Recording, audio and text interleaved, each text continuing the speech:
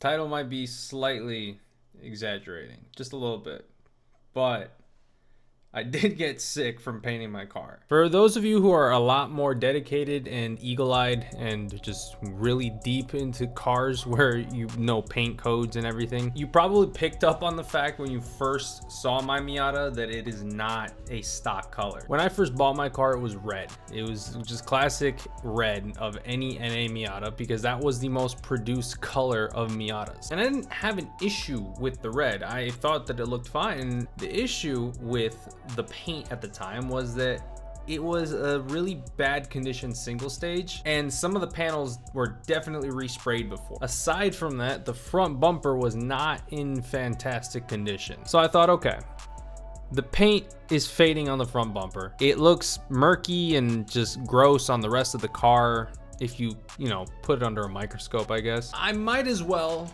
take a stab at painting it. And I thought to myself, you know, if I'm gonna paint my car, I want to do something different. I want to make this car as my own as possible. At this point in time, when I was first painting it, and even now at this point, and probably also in like 3 years, I had no plans on selling the car. My whole thing was like, let me keep it as original as possible so that way if I resell it, you know, it'll go for more money. And then I started just kind of adding a couple of things, you know, like I updated the lights to be LED and stuff, and then I would keep the originals, which I still have the original headlights. And I told myself, I'm like, well, I'll keep them around because in the case that I try to sell it, you know, I could put it back to original and I could sell it for more. And then I decided to buy new wheels and coilovers and drop it and said, well, I could readjust the coilovers later to stock height, and I kept the daisies because I was like, I could put it back to normal more or less and I can resell it. And then I gave up on that on that idea entirely when I sold the daisies. I'm like, you know what? I'm staying with the car. It's not going anywhere. I got so damn attached to this Miata that at this point, I find it extremely hard to believe I'll ever get rid of it. And I know, it's the classic car enthusiast saying where, you know, you're like, I'm never selling this car, I'm never getting rid of it, I'm staying with it forever, it's mine. And like at some point down the road you do. If I don't have to, if I don't ever really need the money, nor if I ever need desperately the space, I'm not gonna do it. So it reached the point where I was like, okay, gonna repaint the car. I'm gonna do a different color. I wanna go different. But blue was not my original choice. My original idea was yellow. I wanted to do sunburst yellow. I wanted a sunburst yellow Miata. It was gonna look great. But I used to work at Sherwin-Williams. I would sell paint. And Sherwin-Williams, if you guys didn't know, has an automotive paint department. They have their own department for automotive paints. The store that I used to work at in Illinois had one right next to it. And because of that, there would be a lot of clients from body shops that would be coming in next door. But they would come over to the home side where I worked every now and then because they still had homes of their own that they wanted to paint. Well, there was this one time that one of them, who would come in a couple times every now and then, he got a little chatty with me and we just started talking, and I told him about the car that was sitting out front that, yeah, it's mine. And I told him my idea about painting it yellow, and he said, no, don't do that. You don't want to do that. I'm just like looking at him like, what? Why would I? What? I love the way it looks. Why are you gonna break my heart this way? Why are you gonna ruin my dreams?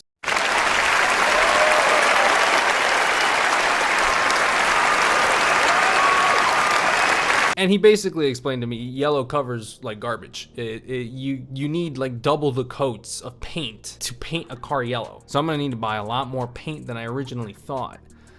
Nuts. I find out later that I was wrong. I could have painted it yellow. He was right. I was wrong. I'll explain it in a bit. So I kind of got back to brainstorming. I went back home that night. I look at my mom. I'm like, man, this guy told me no yellow. I don't want to pay double the money for double the paint just so I can paint it yellow. Because you see, you have to consider I'm working at Sherwin-Williams, I'm working a retail job, I am broke. And paint car paint specifically is expensive. It is not cheap. I managed to find a place where I could get it cheaper. No, I didn't buy it from the Sherwin Automotive Store. I didn't. My employee discount did not help me that much whatsoever. No, I got it from a small shop in Joliet, Illinois. Where is that damn shop anyway? I'm about to shout them out. I don't remember the damn name. I'm just searching at this point. Oh wait, I think I remember now. This is Jackson. This is where I used to go to. This is the path I used to take to the gym. Ah, huevo, lo encontré. Arnie's Auto Body and Supply. Shout out Arnie's. That was fire service. So I got to thinking, what else could I do? There's a lot of colors that I liked. I thought of British Racing Green. I thought of purple. Hell, I even thought of the brown, like the Lexus brown that the newer Lexuses be having. Great color. I considered it. I also thought it's a Miata. I could make it look like a Regal, you know, like old roadster, you know, with the British Racing Green, the tan seats, whatever, the classy, elegant brown. You know, I could do something like that. Or I could play to the whimsical side of the little car. I mean, hell, half the time that anyone looks at an NA Miata, all they think is pop-ups and cute little car. I mean, so, you know, might as well play into it a little bit. And it's not over here that I want the attention or anything, but the car just kind of gives off the energy of a more playful vehicle. So give it a more playful color, like the yellow. I mean, you know, a bright yellow car. Hell, I mean, it's friggin' adorable. So I thought, okay, what direction could I go? My mom was the one that kind of helped me come up with a brainstorm here for the blue. And the main inspiration kind of came from one of those California VW Bugs. You know which ones I'm talking about, like the light blue ones with the white soft tops, which is also why originally I painted the hard top white. It was white when I bought it. I repainted it with a better coat, white. So, September of 2024, I first started taking apart the car. And this is the part that you learn pretty much immediately as you start. It's that the hardest and longest part of painting a car isn't actually painting the car. 95% of painting a car is prep work. The other 5% is actual painting. Threw the car on some jack stands, started taking it apart as much as I ever had before, gave the car a bulk sand, and then started actually taking the panels off. And then I started sanding those individually. Now, I was very blessed that my father has this big workshop in the backyard that had plenty of space for this car. If this was something bigger like an SUV, well then I'd be kind of cooked. But the Miata is tiny and it basically fits in your pocket, so worked out perfectly. Had plenty of space to paint the thing. Laid everything out. I was super meticulous this first time. I mean, it was my first time painting a car. But I mean, gotta tell you, it saves you a bunch of money, because just the labor cost for painting a car would be egregious. So here's my whole mindset. The blue is Porsche Gulf Blue. Now, yeah, Gulf Blue historically has been used by a couple different cars. You know, whenever one was using the Gulf livery, it was used by the Ford GT40, the old Porsche Le Mans cars. It was used by some McLarens. It's a very popular blue.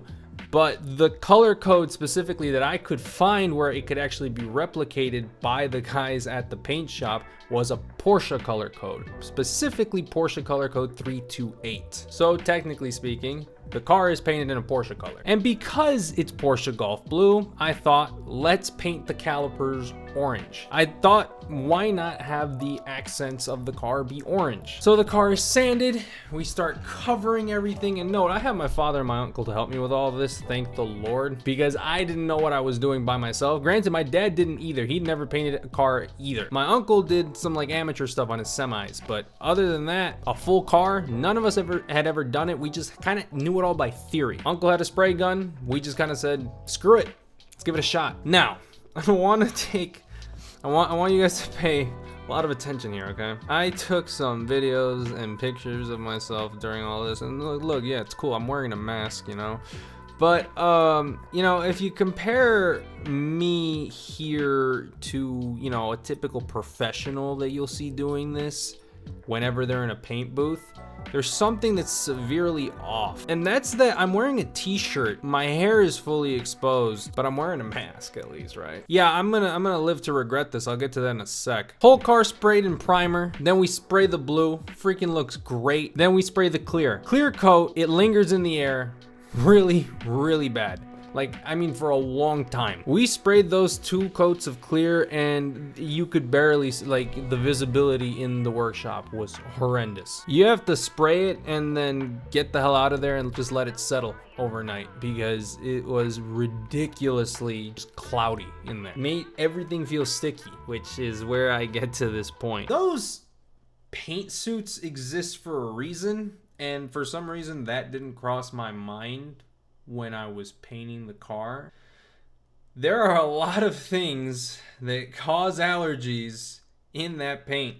A lot of chemicals that cause really bad outbreaks. And I learned that the hard way. The lucky thing for me was that I had a t-shirt, I had long pants, I had boots, but nothing, just nothing besides the mask. So kind of broke out with a lot of red blotches and it was extremely itchy. At the time I had no idea where it came from, and then I thought, you know, I did recently paint a car. I wonder if those chemicals have anything to do with it.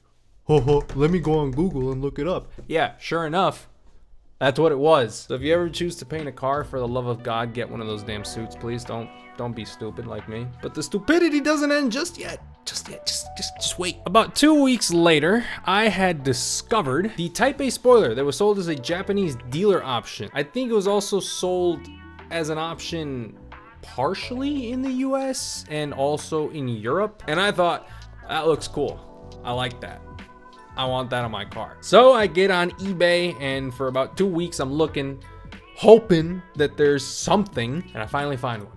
And I order it from Tokyo, Japan. Black Type A spoiler that unfortunately came with some cracks that were not shown in the picture. So I got a little refund for that. I'll take it. I thought, you know what? That's not that bad. I could fix it. And I fixed it. But I didn't get around to painting it at that time. The weather was getting colder, and so it was just not the best time to be painting a car anymore. So I thought, it's fine. I'll let it sit. I'll take care of it when the weather gets warmer. Time goes by.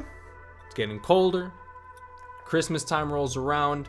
I wrapped the entire car in lights.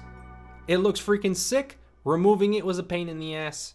Putting them on was also a pain in the ass. But it looked cool and it brought some holiday cheer. And then late December rolls around. Driving home from work, my old videography job, Downers Grove, Illinois. And my dumbass didn't check the weather forecast. It started to snow a lot. It got really hard to see and traction got really bad. I think you know where this is going. I slowed the car down as much as I could, but the reality is I had all seasons that were not all that fantastic for snow traction. I mean, Miatas in general are not, so you throw all season tires on there. Got in the right lane, and I was going maybe 30 miles an hour. Probably should have been going slower. Lost traction, slipped, went across the entire highway, and slammed into the concrete median. Luckily, I managed to slow the car down enough where it only did minor damage just to the front driver's side corner, but like the bumper had really bad scratches and this really bad just like gouge out of it, and that corner of the frame just kind of went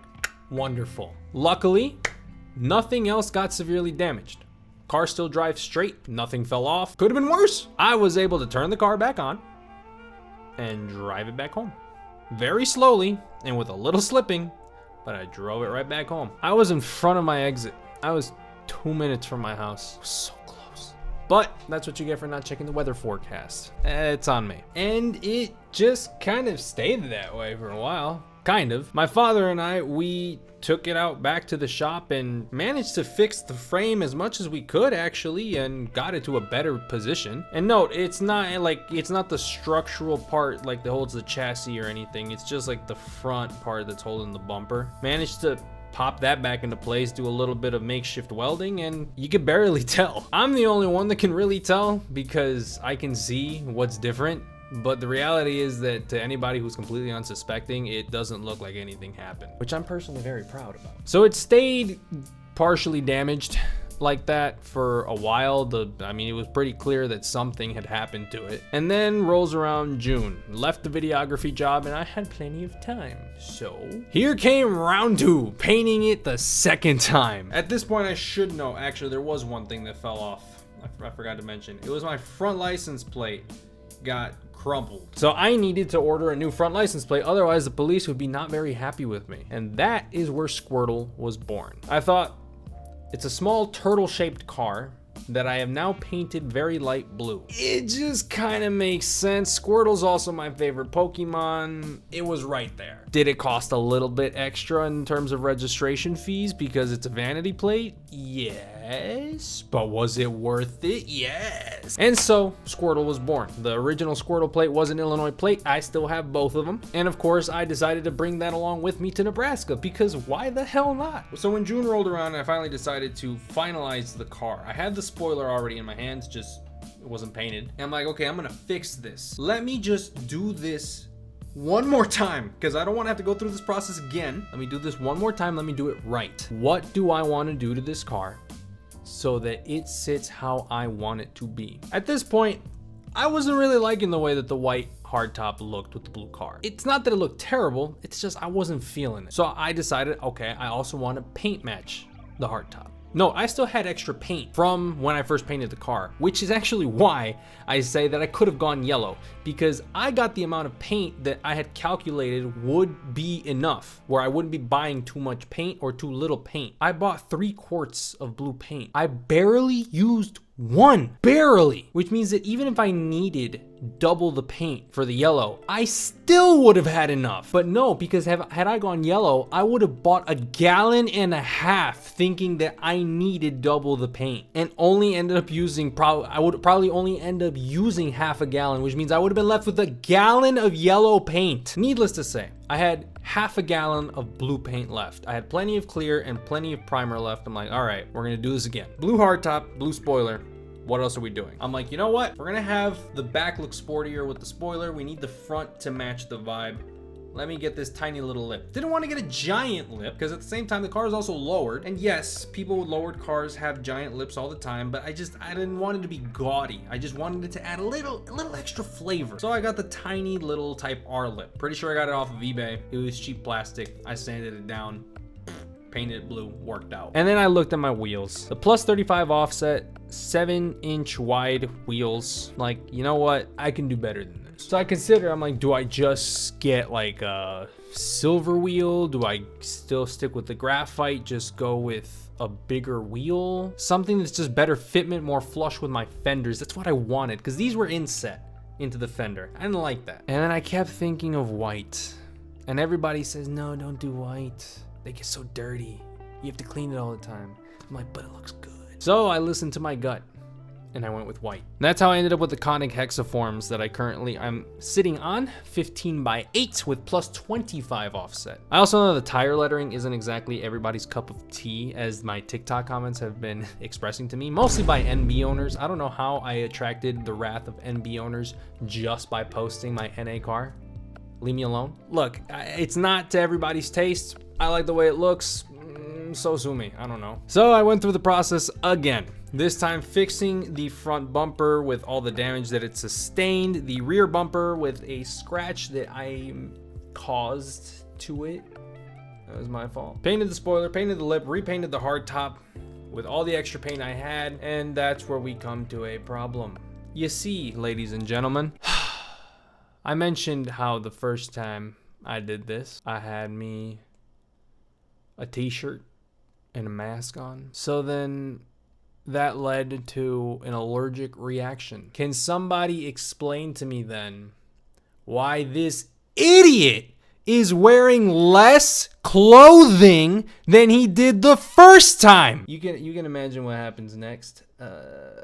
I was covered in blotches and hives for about 2 weeks. I don't even know, I can't defend myself. I just wasn't thinking. Either way, car turned out great. This is how it sat probably about a week or 2 after I had finally put it back together. It was still on the old wheels. Why? Because the Koenigs were on back order for 2.5 months. Also, given that, you know, I'm an amateur when it comes to painting a car, had to do some paint correction, some wet sanding, some buffing. Did an okay job. But I mean, I did well enough that it didn't look like garbage. And then I added little details. Like the original 89, 90, 91 Miata didn't have the front badge, the Eternal Flame badge that used to be Mazda's logo. That came in like 92, 93. So mine didn't have one. Instead, it just had like a Mazda logo sticker on the front. But obviously that got sanded off when I was repainting the car. So I'm like, let me remake it in orange. Because, you know, the Golf blue thing again. You know, Golf livery, blue and orange. So that's why that is orange. As for other orange highlights, I 3D printed custom center caps for my wheels using the Eternal Flame logo, but I printed them in orange. And that's actually what's on the car now. So it's just like I added little orange highlights to it.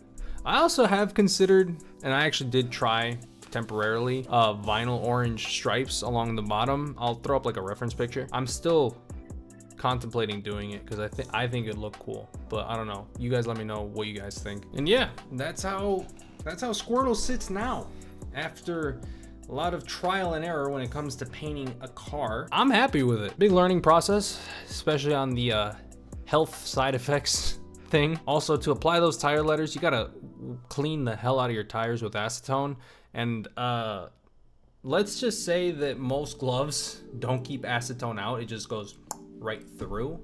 So my hands were feeling very tingly both times that I had to do that, because I did it with the original wheels and then with the white ones. My hands weren't feeling great for a while because of how much blood poisoning I probably had from all the acetone in my bloodstream. Have I made a lot of very questionable health decisions when it came to modifying my car? Yes. Am I claiming to be an expert in this? Definitely not. Do not follow my example. Do not try this at home. But it worked out in the end. I'm proud of it.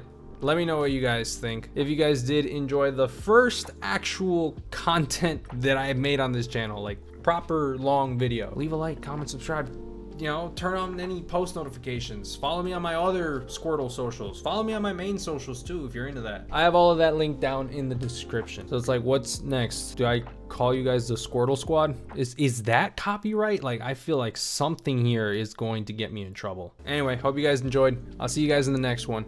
Peace.